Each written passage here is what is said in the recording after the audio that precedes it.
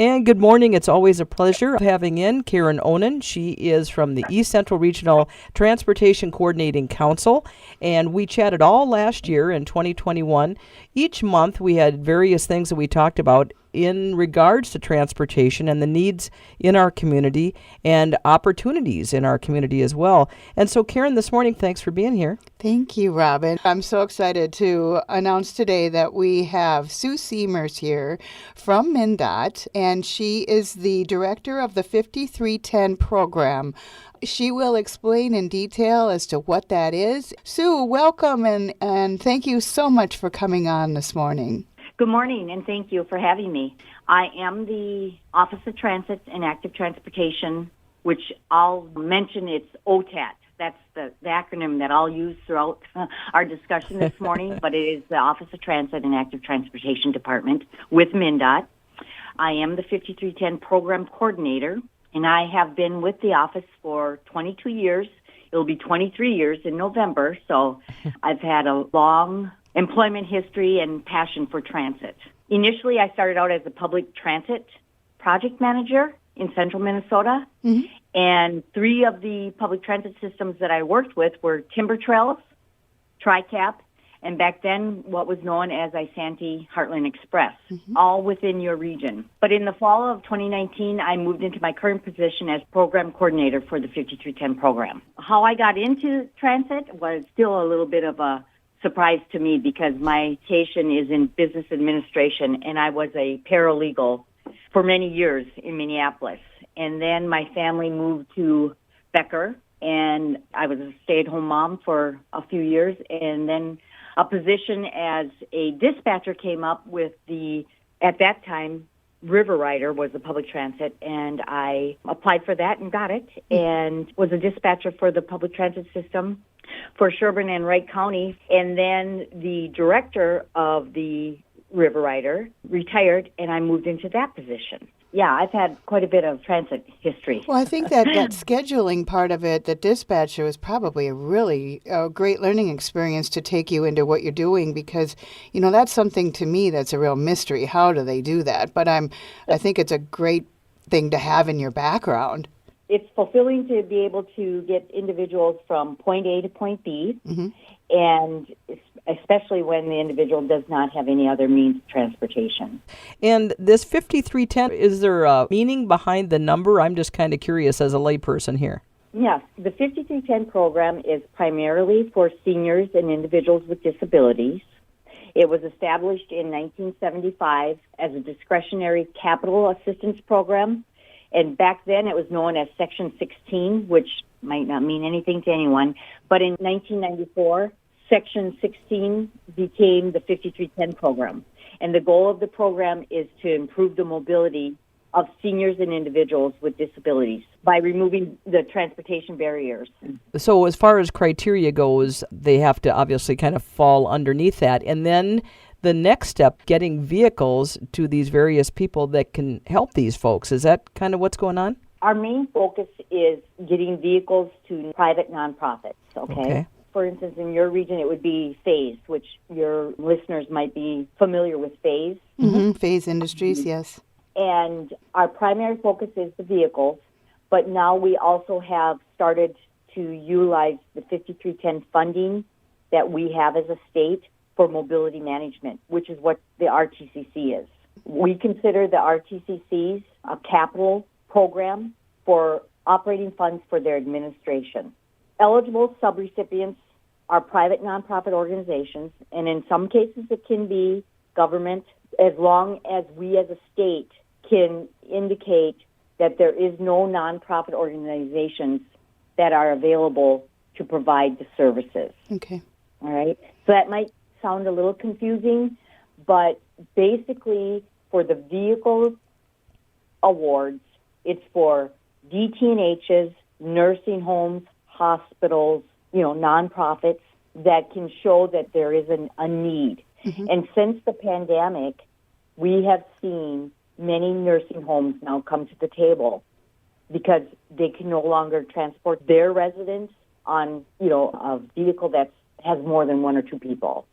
And that was something I was really disappointed when we went through the last round that there were no applicants from our region here applying for the 5310 funds or, putting in an application. It's an application that it's not that difficult to fill in. All you need to do is explain your need. And of course, you and I would be very willing to help them with their application. And the other thing is with the RTCCs, the sharing of the vehicle is another big part of it. There are requirements of how many miles a person utilizes, on that vehicle. You've got to put on a certain number of miles every year. If you can't do that, then maybe it is a time to think about sharing that vehicle with another organization that would need it when you're not using it. So you figure out times where you would alternate times using the vehicle. Would you want to go into a little bit of maybe what would be a reason why an organization wouldn't apply for these funds? Well, the organization does have to be a nonprofit. I think that is something that people aren't sure about whether or not they qualify, and that's just a phone call to either you or I. Mm-hmm. The funding is 80% for federal and 20% local match, so they would have to have a local match. Mm-hmm. And currently, vehicles for 5310 program, they're running anywhere from say 60,000 to 80,000. So it's a very minimal local match. And there are, things that, of course, once you get into the program, you do have to abide by the federal rules and regulations, but it's very minimal. The vehicles don't even require a CDL driver. You can get a vehicle that does not require that. So even volunteers could utilize and drive your passengers around. But, maintaining the vehicles are expensive to maintain. So those are things that I think some people shy away from. And then the need. People don't realize that we do have the public transit out in your region, but public transit isn't for everyone. And that's where this program comes into play. This program fills the gaps that the public transit cannot fill. And that's part of my passion, too, is being able to make sure that our residents in the nursing homes, in the hospitals, in the DTNHs are able to get to where they need to go when they want to go.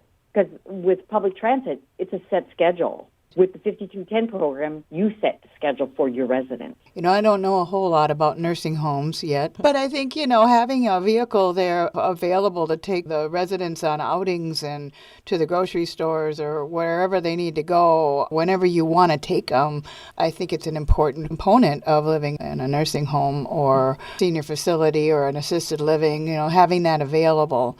Thinking not all nursing homes would be considered nonprofit, though, right? So that's got to be a barrier, I'm thinking. Yeah, this program is just for private nonprofits.